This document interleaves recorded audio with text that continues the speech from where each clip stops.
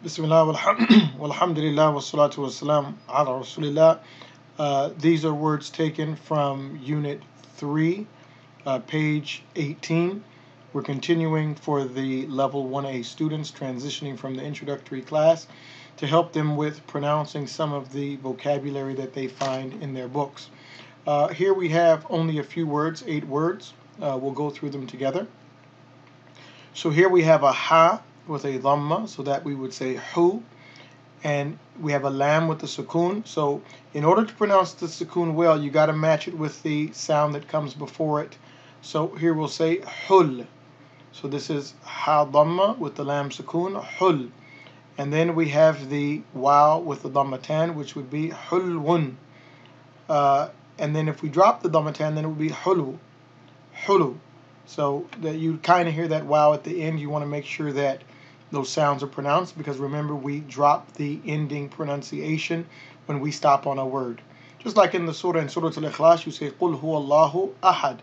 Even though if you look in the mushaf, you'll see that it says ahadun, but you drop it when you stop at the end of the sentence or the end of the ayah. The next one we have is a common form that we've been looking at, and we'll see that it's also common on this page. So we have mim with a fatha, ma. Then we have a ra with the kasra, ri, and then that's elongated with the ya, ri. And then we have a dad with the dhammatan, dun, maridun, maridun, maridun. And then we're going to drop the dhammatan, so we would simply say marid. The next one we have is, we have an alif lam here. And the rule is when you have alif lam, you need to look at the letter that comes after it. The letter that comes after it will either be what we call a shamsiya letter. A shamsiya letter or a sun letter is a letter that the lam will be hidden, and you'll know that it's hidden because the next letter has a shadda on it, which means that the lam is basically overlooked, and then the next letter is pronounced with a shadda. Or you have a moon letter where the lam is pronounced. So here, because of this shadda, we know that this is a sun letter, which means that this lam will not be pronounced. So we would simply say ad. So go straight from the hamza to the dal. And remember, when you see a shadda, that's 2 letters. The first letter is going to have a sukoon, and then the second letter will have the haraka that you see, which here is a dhamma. So it's as if we're saying ad-du, ad-du. And we put those 2 sounds together, so we say ad-du, ad-du. Yeah? Then after that, we have a kaf. Now the kaf also has the shadda on it with a fatha. So it's as if we're going to say the dal with the dhamma ending in a kaf with sukoon.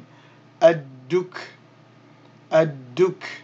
And then we're going to pronounce the kaf again with a fatha.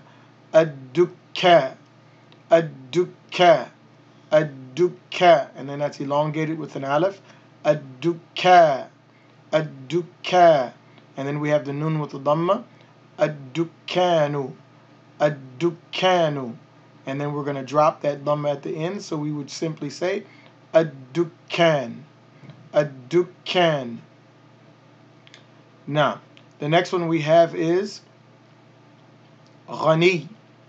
The next one we have is ghani, and the book made a mistake by not putting a shadda on this ya, but there should be a shadda. That same symbol here should be here on the ya. So we have a ghain with a fatha, a gha, the noon with the kasra, ghani, and then we have the ya, which kind of elongates that, and the shadda is a sukoon, which elongates that noon with a kasra, and then it has its own sound, which is the ya with the dhammatan. So it should be ghaniyun, ghaniyun. And then we would drop the un sound at the end, and we would simply say ghani, ghani. Here we have the similar form we've been seeing. So we have a ta with a fatha, ta, wa with the kasra, we, tawi, and then the ya with the sukoon is elongation, tawi, and then the lam with the dhammatan, lun, tawilun, tawilun. Drop the un at the end, and we would simply say tawil. Here we have a fa, fatha, fa, qaf, kasra, qi, faqi. Elongate that with the ya, faqi, and then the ra with the dhammatan, run, faqirun, Faqirun. Drop the un. Faqir. Faqir. Same form here. Qaf with a fatha. Qa. Sad with a kasra. Si. Qasi. Elongate that with the ya. Qasi. And the ra with the dammatan. Run. Qasirun. Qasirun. Qasirun. Qasirun. Then drop the dammatan and you would simply say qasir. The last one, again, we have another sun letter with the ta. We don't see the two fatha. We don't see the shadda on there. But if you go back to Unit 3, it talks about sun and moon's letters. And I believe before this page, and on page 17, they give you a chart which shows you the letters in those categories. So that ta should have a shadda and should have a shadda on it along with the dhamma. So that means we're going to skip over the lam and we would say at. At, and then the ta, because of the shadda, it's as if we have two tas there, so it would be at two, at two. So then we're going to put those two together and say at two, at two, at two.